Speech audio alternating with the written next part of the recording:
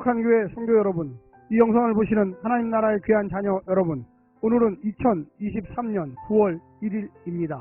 오늘부터 매일 성경은 열왕기 상을 합니다. 먼저 서론을 잠깐 말씀드리겠습니다. 첫 번째, 구약에서의 위치. 열왕기상은 열왕기야와 함께 열왕기, 히브리어는 멜라킴, 왕들이라는 한 권의 책으로 형성된 이스라엘 왕들의 실록입니다. 열왕기는 히브리 성경에서 구약의 세 분류, 모세 오경, 선지서, 성문서 중 선지서에 속하며 전 선지서, 여호수아, 사사기, 사무엘서, 열왕기의 마지막 책으로 분류됩니다. 한국어 성경에서는 사무엘서와 역대기 중간에 배치되어 있습니다.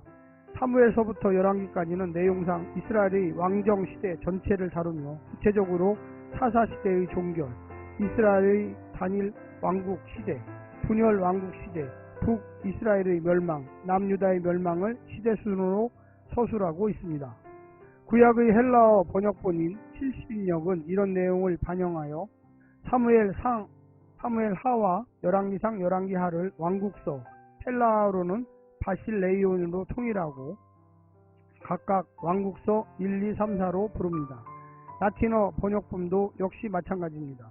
내용상 열왕기상은 다윗의 말년과 솔로몬의 등극으로 시작하고 유다 왕 여호사밧과 이스라엘 왕 아합의 통치로 끝을 맺습니다. 저자에 대해서 말씀드리겠습니다. 열왕기는 이스라엘 왕들에 대한 기록인 만큼 수백 년간의 여러 사람이 기록하고 후대에 전달하여 편집한 책으로서 한 사람의 저자를 지목할 수는 없습니다. 그렇지만 탈무드는 대표 저자로서 예레미야를 소개합니다. 예레미야라는 이름이 열왕기에 언급되지 않음에도 탈무드가 예레미야를 열왕기의 저자로 연결하는 근거는 첫 번째, 열왕기의 마지막 부분과 예레미야서의 마지막 부분이 다윗의 자손으로서 살아남은 여호와긴 왕의 석방 사건을 공통적으로 기록하고, 두 번째는 예레미야가 유다의 멸망 시기에 활동했던 선지자로서 이스라엘의 전체 왕정사를 가장 잘 알고 다룰 수 있는 사람 중 한 명이기 때문입니다. 기록 연대에 대해서 말씀드리겠습니다. 열왕기상은 열왕기의 일부이므로 열왕기 전체의 연대를 살펴보는 편이 적절하겠습니다. 열왕기는 전체 약 400년간의 이스라엘 역사를 기록했습니다. 열왕기상이 기록한 이스라엘 역사는 솔로몬의 통치 주전 970년 즈음부터 북이스라엘 아합 왕의 죽음과 아하시아의 등극 주전 853년까지입니다. 열왕기하는 아합의 죽음 이후 주전 853년부터 유다의 멸망과 바벨론 유수 주전 586년까지며 마지막 부분에는 여호와긴 왕이 바벨론 잡혀간 주전 597년 37년 주전 561년 만에 옥에서 풀려난 소식을 후기로 담고 있습니다. 열왕기 내에는 구 페르시아 왕 고레스의 귀환 조서나 이스라엘의 포로 귀환에 대한 언급이 없습니다. 따라서 열왕기의 최종 기록과 편집 연대는 여호와긴의 석방 주전 561년 이후부터 포로 귀환 주전 538년 이전 사이로 추정됩니다. 문학적 형식과 특징에 대해서 이야기하겠습니다. 열왕기상의 문학적 형식은 역사적 이야기, 역사적 내러티브라고 이야기합니다. 이야기 형식으로 기록된 역사를 말하는 것입니다. 문학적 특징으로는 첫 번째, 열왕기상은 사무엘서를 잇는 이스라엘의 왕조실록입니다. 사무엘서는 사울로부터 시작되어 다윗으로 이어진 이스라엘 왕정 역사를 기록했고, 열왕기상은 그 뒤를 이어 다윗 통치 말년에 솔로몬을 왕위로 세우는 사건을 기록하며 시작합니다. 두 번째는 열왕기상은 열왕기하와 함께 다시 하겠습니다.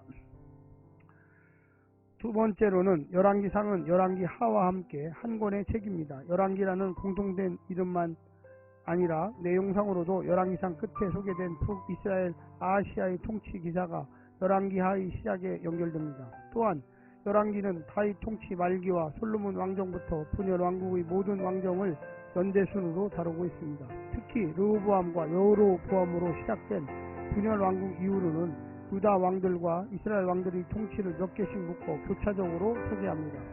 이때 각 왕의 통치 기록은 즉위부터 시작하여 죽음까지 구성되어 있습니다.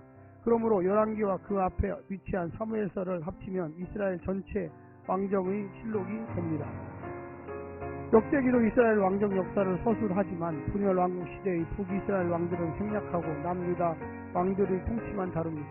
역대기에는 사무엘서와 열왕기서에 기록되지 않은 사건들이나 포로 귀환 후의 상황이 반영된 해석도 담겼으므로 열왕기를 읽을 때 역대기의 관련 본문, 평행 본문을 같이 살펴봄으로써 다른 관점과 내용, 신학적 의미를 보강할 수 있겠습니다. 세 번째는 열왕기상은 다른 성경의 역사 기록과 마찬가지로 실제로 일어난 사건을 다룹니다.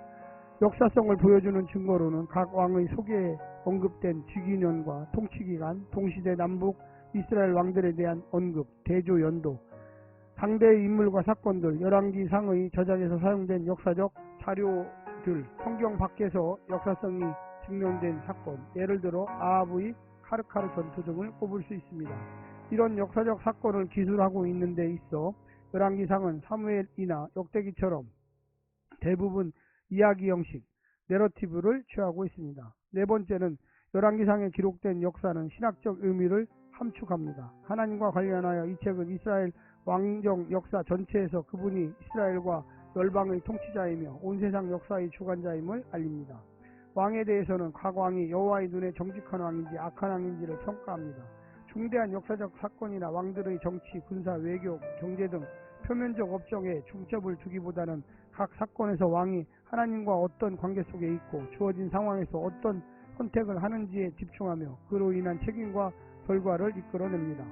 열왕기상과 열왕기하의 암시적 청정 속자는 바벨론 포로에 잡혀간 이스라엘 백성이므로 이 책의 목적은 나라의 멸망이 하나님의 말씀에 대한 그들의 불순종의 결과이자 하나님의 공의로운 심판이었음을 받아들이게 하려는 것입니다. 열왕기상은 여러 역사적 사건과 인물을 통해 하나님의 공의와 신실을 가르치고 이를 통해 포로 상황에 있는 이스라엘이 하나님께 회개하고 다시 언약 백성의 자리로 돌아오기를 독려합니다. 다섯 번째는 열왕기상의 기초에는 하나님이 이스라엘과 맺으신 언약이 자리 잡고 있습니다. 특히 이스라엘이 하나님의 거룩한 백성이 되어야 할 의무를 명시한 시내산 언약과 하나님이 영원한 왕국을 약속하신 다윗 언약이 두드러집니다. 시내산 언약은 왕들과 백성의 신앙평가에 대한 기준이며 다윗 언약은 하나님이 유다 왕들에게 베푸시는 섭리의 배경이 됩니다. 여섯 번째, 사무엘서 총 55장 중 다윗과 관련된 장, 사무엘상 16장과 사무엘하 24장 총 40장의 비중이 가장 크듯 열왕기상 22장 중 솔로몬과 관련된 장도 열왕기상의 절반을 차지합니다. 결과적으로 사무엘서부터 열왕기까지 총 102장 중 다윗과 솔로몬의 기록이 51장을 차지하면서 크게 부각됩니다. 이러한 강조점은 하나님이 다윗과 맺은 언약을 상기시키며 이 언약이 전체 이스라엘 왕정 역사를 지탱하고 있음을 보여주고 있습니다. 일곱 번째, 열왕기가 선지서에 속한 데서 암시하듯 열왕기상에는 여러 선지자가 등장하며 이스라엘의 신정 정치에 있어 하나님과 왕 사이에서 그들이 수행한 중개자 역할과 하나님 말씀에 대한 그들의 순종을 부각합니다. 특히 엘리야, 열왕기상 17장부터 22장, 왕하 1장과 2장, 그리고 엘리사, 왕하 2장부터 8장의 경우 활동 기사가 열왕기 상하에 걸쳐 기록되어 여느 왕들의 통치 기사보다 더 비중 있게 소개됩니다. 이들을 포함하여 열왕기에 등장하는 선지자들 대부분은 하나님의 말씀에 순종하는 헌신의 모습을 보여줌으로써 하나님의 말씀에 불순종하는 왕들과 대조를 이루고 있습니다. 구조, 내용상 솔로몬의 통치 1장부터 11장, 분열 왕국 시대 왕들의 통치 12장부터 22장, 분열 왕국 이후 각 왕의 통치 기록은 대부분 공통된 양식을 이용합니다. 양식의 내용은 왕의 등극과 죽음 두 부분으로 나눕니다. 등극 양식에는 해당 왕의 등극 당시 상대 왕의 통치 연도, 등극 당시 나이, 유다 왕들에게 해당됩니다. 통치 기간, 왕의 목의 정보, 유다 왕만 해당합니다. 통치에 대한 신학적 평가가 뒤따릅니다. 죽음 양식에는 통치 때 일어난 사건, 왕의 죽음 소식과 매장 정보의 순서를 따릅니다. 왕의 등극과 죽음은 각 왕의 통치 기록 처음과 마지막에 나오며 내용 중 어떤 부분을 생략하기도 하고 첨가하기도 했습니다. 열왕기 상의 신학적 주제 및 핵심 메시지를 몇 가지 말씀드리겠습니다. 여호와의 말씀과 말씀의 성취. 여호와는 자신의 말씀을 성취하는 분입니다. 열왕기상 곳곳에는 여호와의 말씀이란 어구를 시작으로 여호와의 말씀이 대부분 선지자들을 통해 선포되며 선포된 말씀은 그대로 실현됩니다. 어떤 때는 여호와가 직접 말씀하기도 하며 말씀하신 내용 또한 그대로 이루어집니다. 선포의 내용은 첫째, 개인의 죄에 대한 심판이며 둘째, 하나님의 약속으로서 다윗과 자손이 받을 복, 하나님에게 순종하는 자들을 향한 인도와 보호, 이스라엘을 위한 전쟁의 승리 등이 선포되며 선언된 그대로 이루어집니다. 두 번째는 언약을 신실하게 지키시는 하나님. 열왕기상은 하나님이 다윗과 맺은 언약을 얼마나 신실하게 지켜 나가시는지를 보여줍니다. 하나님은 다윗을 위해 등불을 항상 그의 앞에 주시겠다고 약속하셨습니다. 등불은 왕위에 앉을 권위 있는 후손과 견고한 왕조를 상징합니다. 이와 같은 약속은 하나님이 다윗에게 무조건적인 은혜를 베푸셨음을 상기시킵니다. 특히 하나님이 다윗에게 약속한 영원한 왕조는 궁극적으로 후대에 오실 메시아를 고대하게 하는 기초가 되었습니다. 다윗 언약을 통해 다윗과 그의 후손들은 한편으로는 언약의 수혜자로서 하나님의 은혜를 누립니다. 다른 한편으로 그들은 언약의 수행자로서 하나님과 그의 말씀에 순종해야 하는 의무를 지닙니다.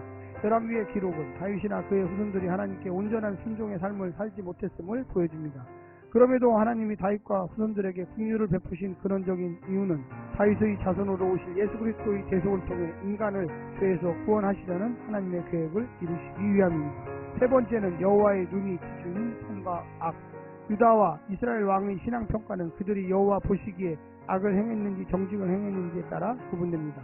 하나님이 원하시는 길은 하나님의 눈에 정직한 길이며 선과 악의 기준은 항상 하나님 편에 있습니다. 이 길의 모범이 된 사람은 다윗입니다.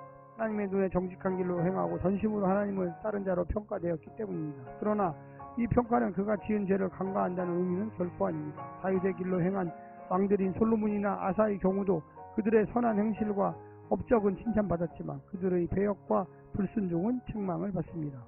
마지막 네 번째는 불순종에 대한 책임과 심판. 열왕기 중심에는 하나님과 이스라엘이 시내산에서 맺은 언약, 출애굽기 19장을 기초로 하여 각 왕의 순종과 불순종의 책임을 묻습니다. 그 책임은 구체적으로 이스라엘의 포록이라는 역사적 상황과 직결됩니다.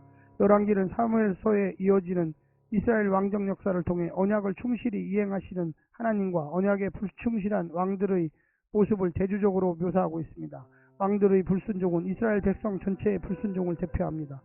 열왕기상이 기록하는 이스라엘 왕국의 분열과 이후 열왕기하가 기록하는 남북 이스라엘의 멸망과 포록이라는 역사적 상황은 공통적으로 하나님의 말씀에 대한 왕들과 백성의 불순종이 그 원인을 증명하고 있습니다. 다만 이를 깨우치는 것이 열왕기의 최종 목적은 아닙니다. 하나님께 불순종하여 책망과 심판을 받을 때라도 그분의 백성은 회개하고 하나님께 돌아가야만 하겠습니다. 심판을 피하기 위한 순종이 아닌 하나님의 언약 백성이기에 하나님을 닮아가는 순종의 삶을 적극적으로 요청하고 있는 것입니다. 사랑하는 성도 여러분, 이제 곧바로 열왕기상 1장을 시작하겠습니다. 샬롬.